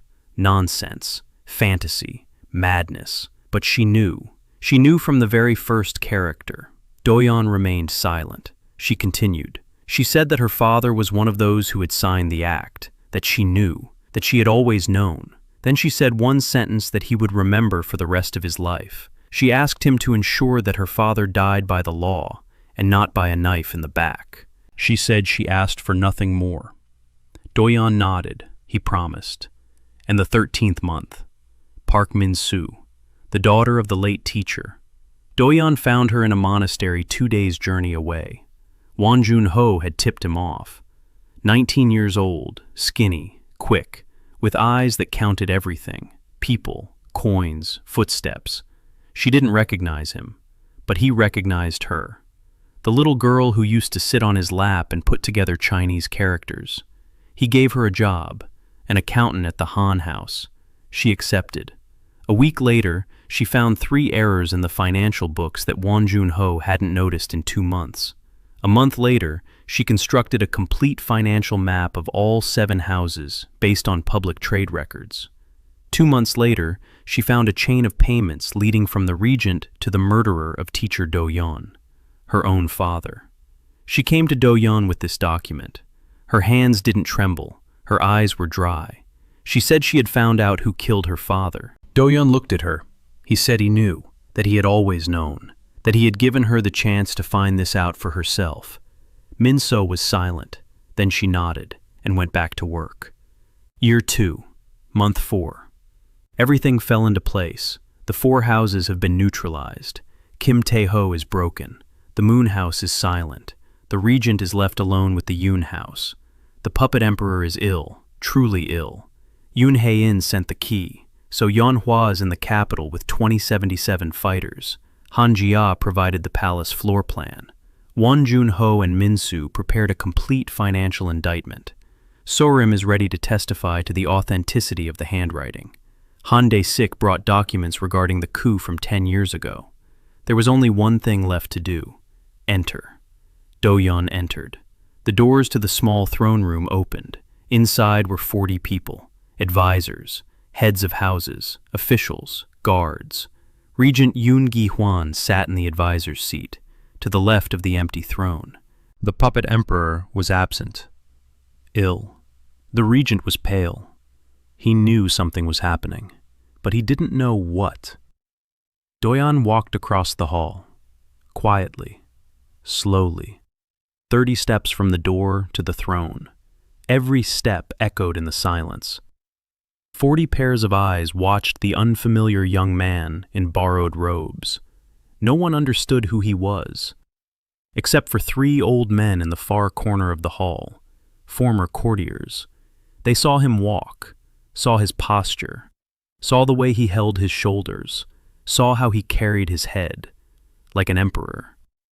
The 3 old men turned pale. One covered his mouth with his hand.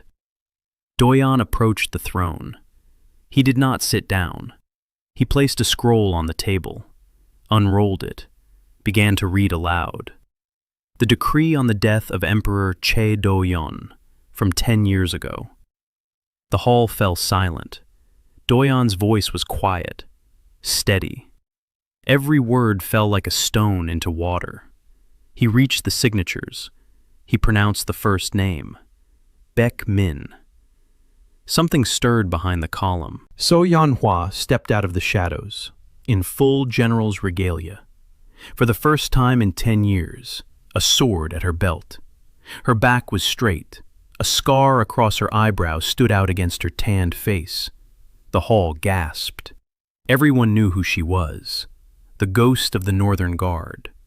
Doyun pronounced the second name, Kim Tae-ho. Sorim emerged from a side door, dressed in mourning white, a brush in her right hand. She stood beside her father. Kim Tae-ho looked at his daughter and couldn't move. The third name, Jong. A sound was heard from above.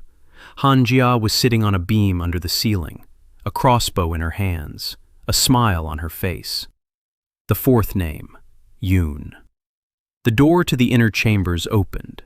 Yoon Hae-in stood in the doorway, a key in her left hand, her face calm. She looked at her father. The regent looked at his daughter. Something broke in his eyes. Fifth name, Nam. A small figure emerged from behind the scribe's table, Park Min-soo, with an account book pressed to her chest. Sixth name, Moon. The rumble of a drum, low, womb-like.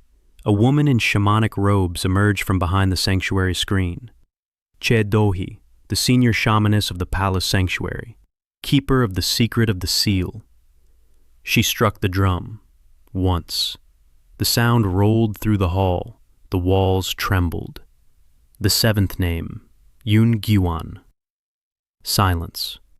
The regent slowly stood up, an old man, tired, 70 years old, his back still straight, his eyes still sharp. He looked at Doyun. Doyun looked at him. 10 years between them. 10 years and a single cup of poison. Doyun spoke softly. He said he hadn't come to kill them. He said they all now lived by his law, that every day from this moment on was his gift, that he would take it back whenever he wanted, one by one. And he placed a seal on the scroll, with blood, his own blood, a red seal on white paper. The first of the 7 seals of execution. The hall was silent. 40 people held their breath. The regent stood and watched. Then he sat back down, slowly, like a man whose legs had given way. Doyun rolled up the scroll. He turned to face the hall. 6 women stood in the hall like figures on a chessboard, each in her place, each with the weapon Doyun had given her. A sword, a brush, a crossbow, a key, a book, a drum. A sound came from outside, quiet at first, then louder. Snow. The first snow. Flakes were falling outside the windows of the throne room, white against the red walls. Doyun stood in the center of the hall, pale, thin, in a borrowed robe, without a crown and without a sword, with a cough that would never go away. Emperor Hwasan returned. The regent raised his head, looked at Doyun, and spoke, said that Doyun had returned. That was good. But the empire had grown accustomed to him over the past 10 years. He asked if Doyun would now be able to rule it, or if he was merely an avenger. Doyun was silent. For the first time in all this year, he had no answer. He looked at Manhwa, at Sorim, at Jia, at Heiin, at Minsu, at Dohi. 6 faces, 6 women who believed in him, each in her own way, each having paid her own price. He looked at the regent and said he didn't know. That he had come here with 7 names and 7 seals, that all he knew how to do was read people and write documents, that he was no hero, no warrior, no sage, just an administrator who remembered every face and every debt. But if that was enough to rule, then he would rule, and if not, then let the empire decide for itself. The regent looked at him for a long time. Then he nodded, reached for the brush. His hand did not tremble. He signed the document of his own resignation, set down the brush, stood up. He bowed, not to Doyun, to the throne, and left the hall. That night, the regent took poison. That very one, mercury and henbane, the very same recipe that had been intended for Doyun 10 years ago. They found him in the morning, at the table, with a cup in his hand. A note lay on the table, 2 characters. Choi Doyun read them and turned pale. She came to Doyun at dawn. He was standing in the garden, looking at the snow. She stood beside him. She was silent. Then she said that the seal was waiting, that the 7 names had been named, that after the 7th execution, the reckoning would come, that the price for returning was the life of the one who returned. Doyun listened. He didn't turn around. He didn't flinch. He knew. Not the exact words, but he knew. He had felt it from the first day, from his first breath in a foreign body, that this was alone, that the time he had been given had an end. He asked how long. Dohi said after the last seal of execution, when all 7 names were sealed. Doyun nodded. He looked up at the sky. The snow had stopped. The clouds were parting. Dawn was breaking through them, pink and gold. He thought of the 6 women. He thought that each of them would have found a way to save him. Sorim with her calligraphy, Heiin with her knowledge of texts, Dohi with her secrets, Minso with her formulas, Manhwa and Jia who would protect him while the others searched. He thought that maybe there was a way to rewrite the law, that the seal was a text, and text can be changed. If he finds the right words, the right handwriting, the right brush. He thought he had time. 6 seals of execution ahead. 6 names, months, maybe years, enough to try. Doyun turned to Dohi. He said he had one question. She waited. He asked if the seal could be rewritten. Dohi was silent for a long time.